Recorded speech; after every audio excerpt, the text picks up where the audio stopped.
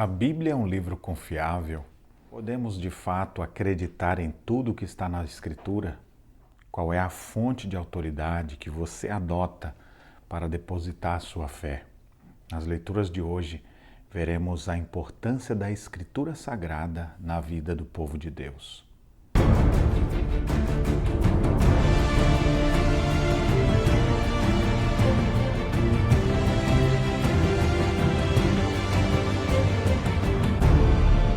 Olá, meus irmãos, graça e paz, estamos juntos na nossa caminhada bíblica e hoje nós leremos a segunda carta de Paulo a Timóteo, capítulos de 1 a 4.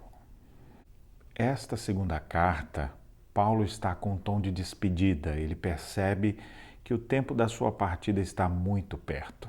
É exatamente nessa epístola que ele diz: combati o bom combate, completei a carreira, guardei a fé.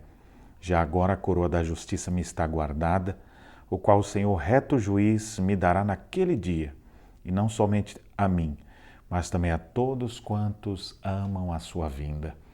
O apóstolo Paulo, sentindo que esse momento chegava, o momento da sua partida, de completar o seu ministério aqui na face da terra, ele escreve ao jovem pastor Timóteo, trazendo encorajamento para aquele jovem pastor que iria dar continuidade a esse trabalho. E logo no primeiro capítulo ele diz: reavives o dom de Deus que há em ti, pela imposição das minhas mãos. Porque Deus não nos dá espírito de covardia, mas de poder, amor e moderação. Então o apóstolo Paulo encoraja ao jovem Timóteo a não ter vergonha desse seu encarcerado, que era Paulo, a reavivar o dom de Deus que havia nele. No capítulo 2 ele diz: fortifica-te na graça que há em Cristo Jesus. Ainda no capítulo 2 ele diz: procura apresentar-te a Deus aprovado como obreiro que não tem do que se envergonhar e que maneja bem a palavra da verdade. Avançamos para o capítulo 3 e o apóstolo Paulo mostra um cenário muito terrível que a gente já está vivendo. Ele diz: nos últimos dias sobrevirão tempos difíceis, pois os homens serão. E ele começa a descrever que os homens seriam egoístas, avarentos, arrogantes, desobedientes e uma lista de pessoas que estariam totalmente contrárias ao evangelho. E ele diz: eles vão ter até forma de piedade, mas eles vão negar o poder. Foge dessas pessoas. Timóteo deveria, pelo contrário, seguir o exemplo do apóstolo Paulo. Ele diz: tu, porém, tens seguido de perto o meu ensino e procedimento, propósito, fé, longanimidade, amor e perseverança.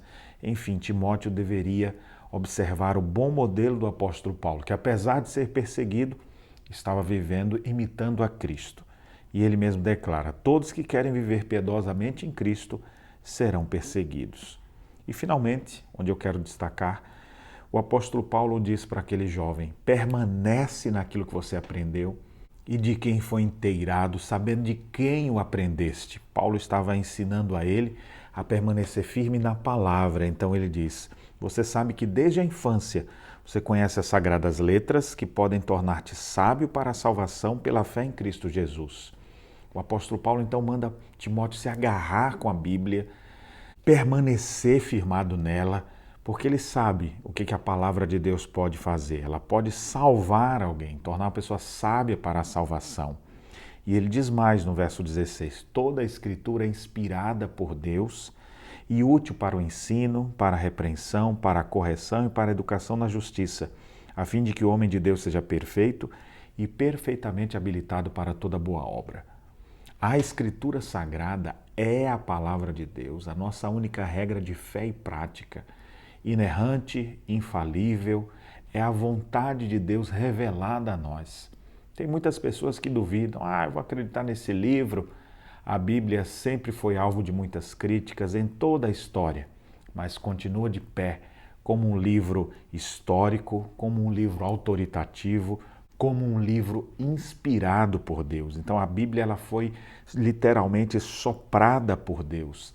Deus inspirou homens ao longo de vários séculos para que eles pudessem trazer à humanidade a sua revelação. É interessante, alguns nem se conheceram, eles estão muitas vezes mais de 1 milênio distantes um do outro em todo o processo de inspiração. Mas não há contradição, a Escritura se completa perfeitamente, é de fato a palavra de Deus. Permaneça nessa palavra. Os mesmos conselhos de Paulo para jovem Timóteo é o conselho que eu deixo para você e para mim. Devemos permanecer nessa palavra. Ela pode nos tornar sábio para a salvação. Ela é útil para muita coisa. Ela nos repreende, ela nos educa, ela nos disciplina.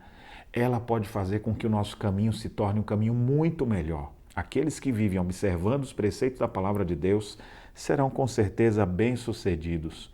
Ou como diz o texto, a fim de que o homem de Deus seja perfeito e perfeitamente habilitado para toda boa obra. Ou seja, você vai encontrar maturidade meditando na palavra de Deus. Creia nas Escrituras, agarre-se às Escrituras, permaneça firme, propague essa Escritura, afinal, ela é a verdade que liberta. Portanto, creia nele, confie nele, pregue a palavra dele, quer seja oportuno, quer não. Vai chegar um tempo que muitos não vão querer ouvir, mas nós devemos permanecer nesta palavra. Que Deus abençoe sua vida e as reflexões nesta quinta-feira.